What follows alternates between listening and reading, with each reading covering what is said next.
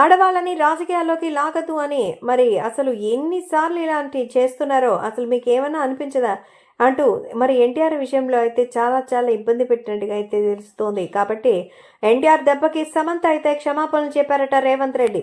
ఎందుకంటే నిజంగానే సమంత మరి కేటీఆర్ దగ్గరికి తమ మామ ఆస్తి అంటే నాగార్జున ఆస్తిని కాపాడుకోవడానికి అతనితో కాంప్రమైజ్కి వెళ్ళమని చెప్తే తాను వెళ్ళలేదని, అందుకే తనకు విడాకులు ఇచ్చేశారని టాపిక్. మరి బాగున్నప్పుడు వాళ్ళకి చేసిచ్చారని ఒక టాపిక్. కానీ ప్రస్తుతం ఒకరి తర్వాత ఒకరు అంటూ ఈ రేంజ్లో చాలామంది వచ్చినట్టుగా అయితే చెప్తున్నారు. కానీ ఇది ఖచ్చితంగా నేరారోపణ మాత్రమే, నిజం కాదనేది తెలుస్తోంది. కాబట్టి ఖచ్చితంగా ఎట్లా అంటే మరి దానికి తగినటువంటి క్యాలిక్యులేషన్స్ కూడా ఉంటాయి.